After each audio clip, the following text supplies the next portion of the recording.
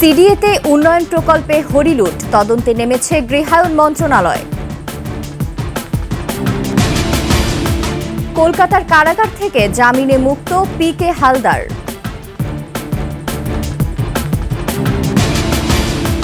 এবং আজ শুভ বড়দিন, গির্জায় গির্জায় প্রার্থনা, বিশ্বমানবের মুক্তির আকুতি।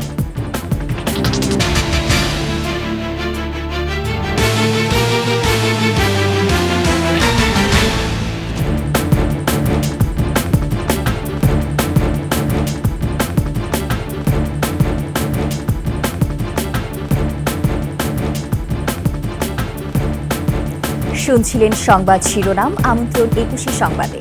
সাথে আছি আমি ফারজানা নির্জনা। দর্শক, ২১শে টেলিভিশনের সংবাদ একসাথে সরাসরি দেখতে পাবেন আমাদের ফেসবুক পেজ www.facebook.com/2124 অনলাইনে। এছাড়া সাবস্ক্রাইব করতে পারেন www.youtube.com/@21শে চ্যানেলে। শুধু নকশা অনুমোদন বা ভবনের ছাড়পত্রে নয়, চট্টগ্রাম উন্নয়ন কর্তৃপক্ষ সিডিএতে উন্নয়ন কাজের সরকারি অর্থের হরিলুট চলছে। মাত্র ৮ কিলোমিটার বেড়িবাঁধ কাম সড়ক নির্মাণে ৩ বছরের প্রকল্পে এরই মধ্যে ৬ বছর পার হলেও কাজ শেষ হয়নি অর্ধেকও। নানা অজুহাতে বাড়ানো হয়েছে প্রকল্প ব্যয়। এদিকে সরকারি অর্থ লুটপাটের তথ্য উদ্ঘাটনে তদন্ত শুরু করেছে গৃহায়ণ ও গণপূর্ত মন্ত্রণালয়। চট্টগ্রাম থেকে রিপোর্ট করছেন হাসান ফেরদৌস, ক্যামেরায় ছিলেন বিপ্লব মজুমদার। কর্ণফুলী নদীর তীর ঘেঁষে কালুরঘাট সেতু থেকে চাকতাইখাল পর্যন্ত বেড়িবাঁধ কাম সড়ক নির্মাণের প্রকল্পটি নেওয়া হয় ২০১৭ সালের জুলাইতে। ব্যয় ধরা হয় ২,২৭৫ কোটি ৫২ লাখ টাকা। প্রকল্পের আওতায় বেড়িবাঁধ সহ ১২টি স্লুইস গেট, রেগুলেটর নির্মাণ এবং ৮ কিলোমিটার ৪ লেনের সড়ক নির্মাণের করার কথা। ২০২০ সালে প্রকল্পের মেয়াদ শেষ হওয়ার কথা থাকলেও দফায় দফায় বাড়ানো হয় সময়। ৩ বছর মেয়াদী প্রকল্পটির মেয়াদ এর মধ্যেই শেষ হয়েছে। ৬ বছর অতিক্রান্ত হলেও প্রকল্পটির কাজ এখনও শেষ হয়নি। অধিকাংশ জায়গায় এখনও পর্যন্ত এভাবে পড়ে আছে। প্রকল্পের খরচ এর মধ্যে বেড়েছে ৪৭১ কোটি টাকা। সড়কটি নির্মাণে এর মধ্যেই খরচ হচ্ছে প্রায় ২,৭৪৬ কোটি টাকা। স্থানীয়দের অভিযোগ, প্রকল্পের আওতায় জমি অধিগ্রহণ করা হলেও এখনও অধিগ্রহণের টাকা দেয়নি সিডিএ। এখন মোটামুটি ৭ বছর হয়েছে, ৩ বছরের মধ্যে হয়ে যাবে বলছিল। এর মধ্যে আমাদের টাকাও দিব বলছিল। মুখে জিয়া হোক বেগুনে গাছপালা ফুসি মানে ক্ষতিপূরণ দিব, ডাব গাছর মাদার গাছর যাতে যেদিন আছে টানা বাদির হচ্ছে বেগুন ক্ষতিপূরণ দিব হই, কিন্তু নাও ভাই। নানা অজুহাতে প্রকল্পের মেয়াদ বৃদ্ধি এবং সময়ক্ষেপণে অসন্তোষ প্রকাশ করেছেন নাগরিক আন্দোলনের নেতারা। এর ফলে সরকারি অর্থ লুটপাট হচ্ছে বলে অভিযোগ করেন তারা। আমার জানা মতে ৬০০ থেকে ৬৫০ কোটি টাকার মতো ল্যান্ড একুইজিশনের জন্য, এটা ভূমি হুকুম দখলের জন্য বরাদ্দ ছিল। যেহেতু এখানে বিশাল একটা ভূমি খাস জমি আছে সরকারি নদীর পাশে, তো এখানে দীর্ঘসূত্রিতা হওয়ার কথা না। সিডিএর চেয়ারম্যান জানান, এইসব প্রকল্পে অনিয়ম ও জড়িতদের ধরতে কাজ করছে মন্ত্রণালয়ের তদন্ত কমিটি। মন্ত্রণালয়ের একটা কমিটি গঠন করা হয়েছে।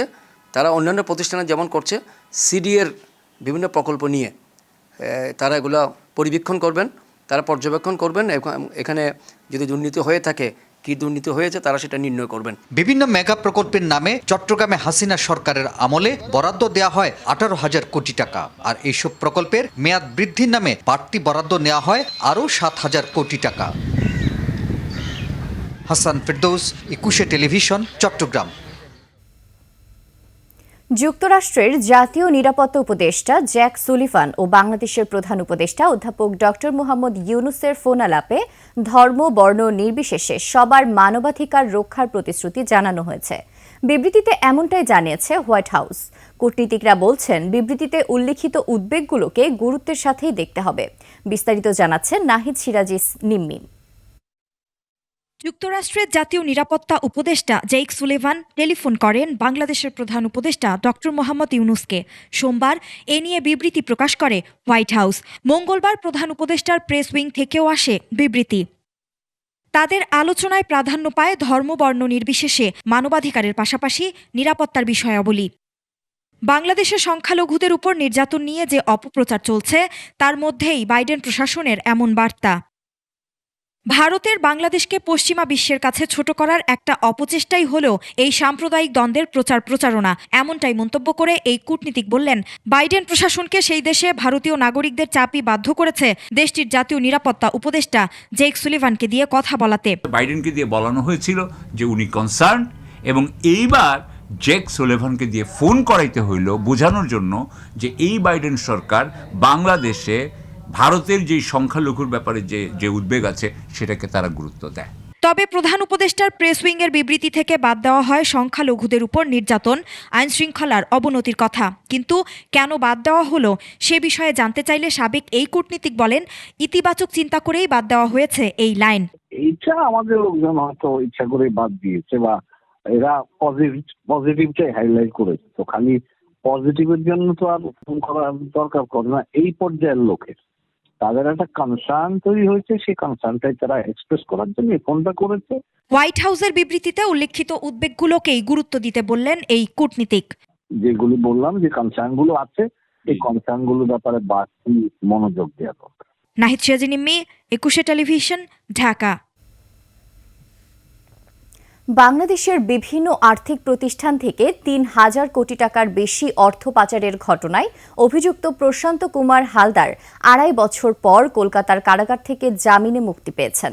মঙ্গলবার স্থানীয় সময় সন্ধ্যা 6:30টার দিকে তিনি কলকাতার আলিপুরের প্রেসিডেন্সি সংশোধনাগার থেকে মুক্তি পান। কারাগার থেকে বেরোনোর সময় পিকে হালদার সাংবাদিকদের বলেন, তিনি এখন কিছু বলবেন না, আইনজীবীর সঙ্গে কথা বলে পরে সবকিছু জানাবেন। এরপর কারাগারের বাইরে দাঁড়িয়ে থাকা একটি গাড়িতে চড়ে ওই স্থান ত্যাগ করেন পিকে হালদার। গত শুক্রবার পিকে হালদারের জামিন মঞ্জুর করে কলকাতার একটি আদালত শর্ত সাপেক্ষে 10 লাখ রুপির ব্যক্তিগত বন্ডে তাকে জামিন দেওয়া হয়। সোমবার আদালতে সেই বন্ড জমা পড়ে। এরপর আদালত থেকে সেই কপি প্রেসিডেন্সি কারাগারে যাওয়ার পর মঙ্গলবার সন্ধ্যায় তিনি ছাড়া পান। আজ শুভ বড়দিন, খ্রিস্ট ধর্মাবলম্বীদের সবচেয়ে বড় ধর্মীয় উৎসব। 2024 বছর আগে এই দিনে জন্মগ্রহণ করেন যীশু খ্রিস্ট। বর্তমান ফিলিস্তিনের বেথলেহামে কুমারী মাতার গর্ভে জন্ম নেন তিনি। খ্রিস্ট ধর্মাবলম্বীরা বিশ্বাস করেন তিনি ঈশ্বরের পুত্র। পৃথিবীতে শান্তির বাণী ছড়িয়ে দেওয়া, মানবজাতিকে সত্য ও ন্যায়ের পথে পরিচালিত করা এবং সৃষ্টিকর্তার মহিমা প্রচার করতে প্রভু যিশুর এ ধরায় আগমন ঘটেছিল। রাজধানীর তেজগাঁও ক্যাথলিক গির্জা, কাকরাইলের সেন্ট মেরিস ক্যাথেড্রাল এবং মণিপুরি পাড়া, বাড়িধারা সহ সব গির্জায় বড়দিনের বিশেষ প্রার্থনার আয়োজন করা হয়েছে। গির্জার ভেতরে ঐতিহ্যবাহী জাঁকজমকপূর্ণ সাজসজ্জায় গোশালা স্থাপন, রঙিন কাগজ, ফুল ও আলোর বিন্দু দিয়ে ক্রিসমাস ট্রি সাজানো হয়েছে দৃষ্টিনন্দনভাবে। রঙিন বাতি ও প্রচুর জরি লাগিয়ে রঙিন করা হয়েছে। বিভিন্ন গির্জা প্রাঙ্গণে সাংস্কৃতিক অনুষ্ঠান সহ বড়দিনের মেলা হবার কথা রয়েছে।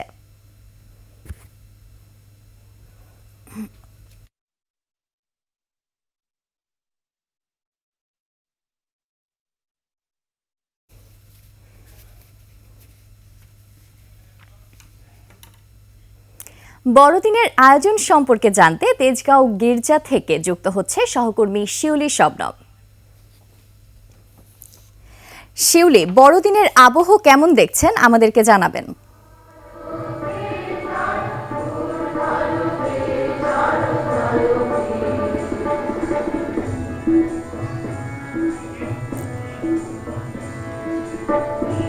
শিউলি, শুনতে পাচ্ছেন? আমাদের বড়দিন সম্পর্কে জানাবেন, কেমন দেখছেন তেজগাঁও গির্জা? হ্যাঁ, শুনতে পাচ্ছি।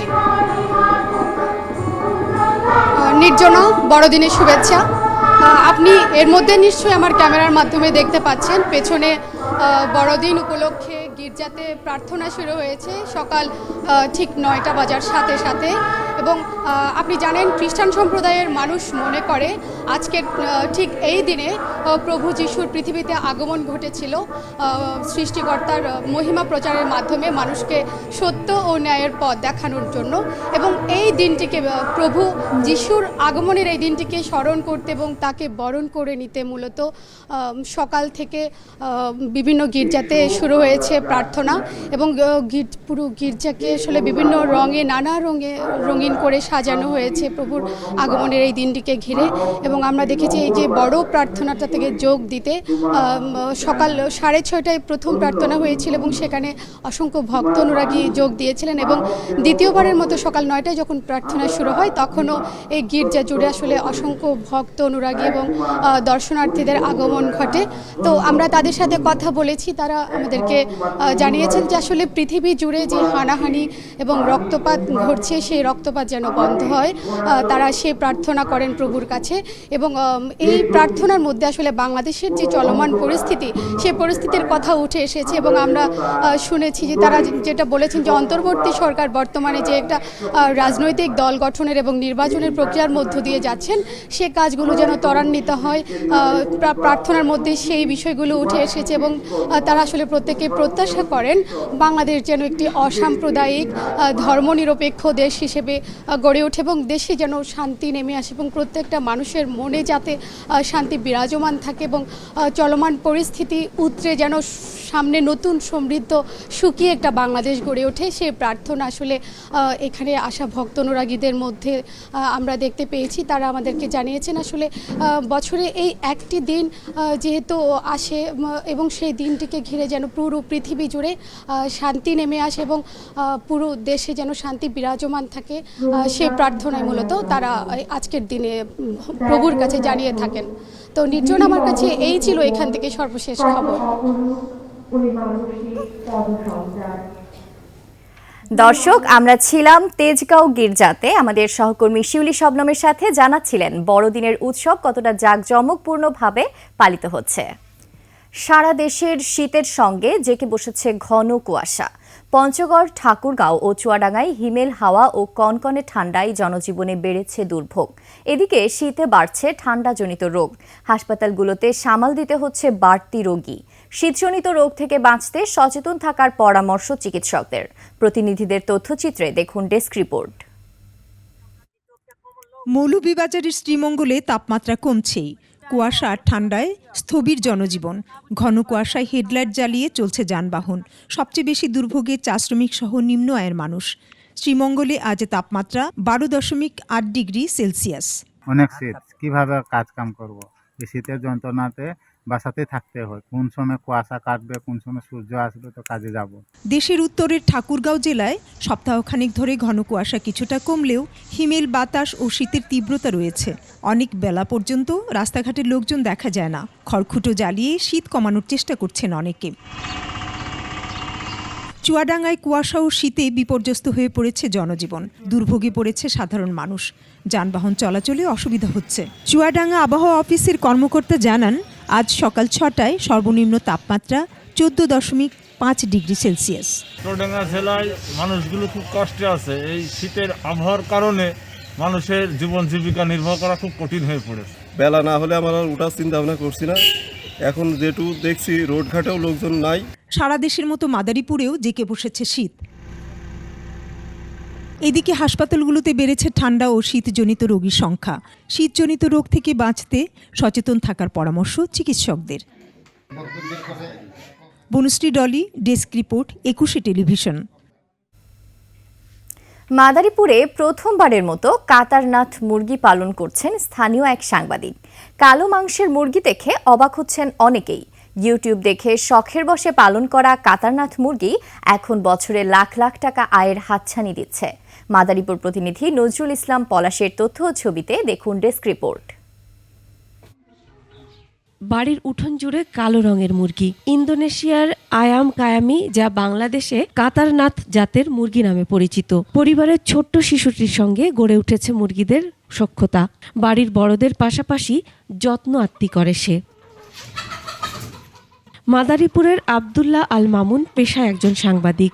ইউটিউব দেখে শখ জাগে কাতারনাথ মুরগি পালনের। সিরাজগঞ্জ থেকে 15 দিনের 100 বাচ্চা এনে লালন পালন শুরু করেন। 4 মাস লালন পালনে প্রায় 1 কেজির বেশি ওজন হয়েছে মুরগিগুলো। নিয়মিত খাবার ও টিকা প্রদানের মাধ্যমে পরিচর্যা করেন। এই মুরগিটা সাধারণত 4 মাস 4.5 মাস থেকে ডিম পাড়া শুরু করে। হ্যাঁ, একটা মুরগি প্রায় 80 থেকে 100টা ডিম পাড়ে প্রাথমিক অবস্থায়। ডিম দেওয়ার উপযোগী হয়েছে মুরগিগুলো। বাচ্চা উৎপাদন করে বিক্রির ইচ্ছে খামারির। কাতারনাথ মুরগি এখন লাখপতি হওয়ার হাতছানি দিচ্ছে তাকে। বাচ্চা উৎপাদন করলে বছরে 4.5 থেকে 5 লাখ টাকা ইনকাম করা সম্ভব। প্রথমবারের মতো সম্পূর্ণ কালো রঙের মুরগি পালনে আগ্রহ সৃষ্টি হচ্ছে অনেকের মাঝে। ডিম পাড়ার পর থেকে যে বাচ্চা হবে, সেই বাচ্চাগুলোতে আমিও এটা করব। লোকমুখে শুনি এখানে আসা, হঠাৎ করে এনার এখানে তো ঘুরলাম, দেখলাম, বেশ ভালো লাগলো। প্রাণী সম্পদ বিভাগ বলছে মাদারীপুরে কাতারনাথ মুরগিটি অপরিচিত ও মাংসের দাম তুলনামূলক বেশি হওয়ায় বাজার সৃষ্টি একটি চ্যালেঞ্জ। তবে খামারিকে পরামর্শ সহ সার্বিকভাবে সহযোগিতা করা হচ্ছে। এটা কমার্শিয়াল ভিত্তিতে এখন ওইটা ওইভাবে পরিচিতি লাভ করেনি। যদি ওনার নিজ উদ্যোগে সেই পরিচিতি লাভ করিয়ে সেটা বাজারজাত করতে পারে, তাহলে আশা করি তিনি লাভবান হবে। আর আমাদের অফিস থেকে আমরা সার্বক্ষণিক পরামর্শ দিতে পারবো। কাতারনাথ মুরগির মাংসে কোলেস্টেরলের পরিমাণ কম হওয়ায় ডায়াবেটিস ও উচ্চ রক্তচাপে আক্রান্ত রোগীদের জন্য সহনশীল। তাছাড়া সম্পূর্ণ কালো রঙের হয় বাজারে প্রচুর চাহিদাও রয়েছে। Masum আলিসা, desk report, 21 television. এবার আভিভা ফিন্যান্স লিমিটেড বাণিজ্য সংবাদ।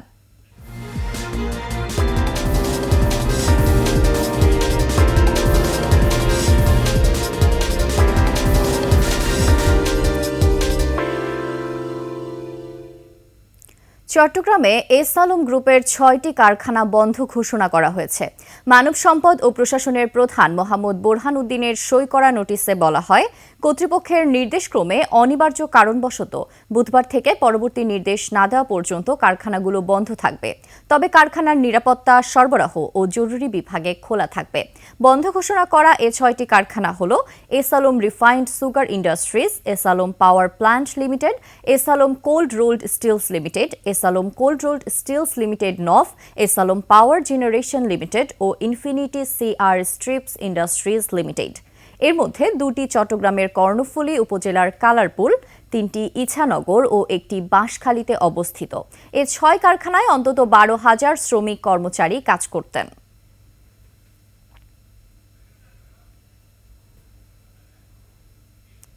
দর্শক, আবারও বড়দিনের শুভেচ্ছা জানিয়ে শেষ করছি 21 সংবাদ। যাবার আগে সংবাদ শিরোনামগুলো আরও একবার। সিডিএতে উন্নয়ন প্রকল্পে হরিলুট, তদন্তে নেমেছে গৃহায়ন মন্ত্রণালয়। কলকাতার কারাগার থেকে জামিনে মুক্ত পিকে হালদার।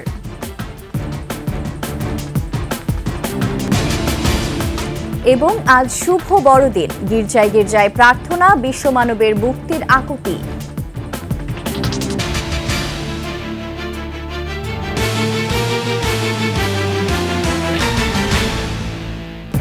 সর্বশেষ সংবাদ জানতে ডায়াল করুন 2021 নাম্বারে আর ভিজিট করুন 21-tv.com ওয়েবসাইটে। ফেসবুকে ভিজিট করতে পারেন www.facebook.com/2124 অনলাইনে। এছাড়া সাবস্ক্রাইব করতে পারেন www.youtube.com/@21etv চ্যানেলে। এতক্ষণ সঙ্গে থাকার জন্য ধন্যবাদ। পরবর্তী সংবাদ বেলা 11টায় দেখার আমন্ত্রণ রইল। 21-এর সাথেই থাকুন।